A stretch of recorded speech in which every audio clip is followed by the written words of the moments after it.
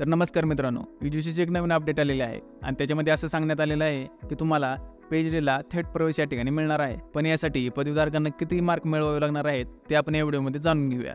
पण त्याआधी जर तुम्ही या चॅनलवर नवीन असाल तर चॅनलला सबस्क्राइब करून ठेवा, कारण असेच नवीन व्हिडिओ मी तुमच्यासाठी घेऊन येत असतो।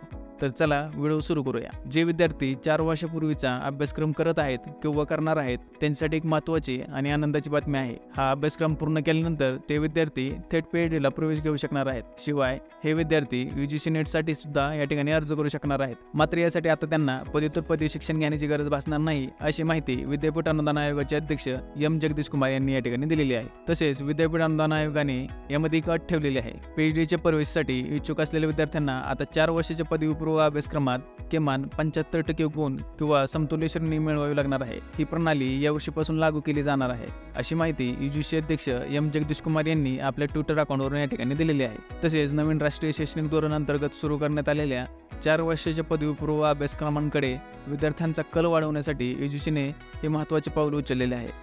SC, ST, OBC, अपंग आणि EWS विद्यार्थ्यांना देखील PhD प्रवेशामध्ये 5% किंवा त्याच्या समतुल्य श्रेणीची सूट या ठिकाणी मिळणार आहे। यामध्ये 4 वर्षाच्या पदवीपूर्व अभ्यासक्रमाच्या अंतिम वर्षात असणारे विद्यार्थी देखील या ठिकाणी अर्ज करू शकणार आहेत। आता UGCने विद्यार्थ्यांना आणखी एक मोठा दिलासा दिलेला आहे। तर त्याच्यामध्ये असं सांगण्यात आलेलं आहे की UGC नेटसाठी त्यांना विषयाच्या आवश्यकतेनुसार सूट देण्यात आलेली आहे। म्हणजे आता विद्यार्थी कोणताही विषय निवडू शकणार आहे। यापूर्वी त्यांनी पदवीपर्यंत शिक्षण घेतलेले विषय निवडणे बंधनकारक असणार आहे। मात्र PhDसाठी अर्ज करतानाच त्यांना त्यासाठीचे विषय ठरवावे लागणार आहेत। म्हणजे तुम्हाला अर्ज करतानाच तुमच्या PhDचा जो विषय असणार आहे तो या ठिकाणी ठरवावा लागणार आहे। तर अशा पद्धतीची माहिती होती मित्रांनो। जर ही माहिती तुम्हाला महत्त्वपूर्ण वाटली असेल तर ती तुमच्या मित्रांपर्यंत पोहोचवा, जेणेकरून त्यांना याचा फायदा घेता येईल। आणि जर हा व्हिडिओ आवडला असेल तर व्हिडिओला लाईक करा, जर काही शंका असतील तर कमेंट करा, आणि जर तुम्ही या चॅनलवर नवीन असाल तर चॅनलला सबस्क्राईब करून ठेवा। धन्यवाद। जय हिंद, जय महाराष्ट्र।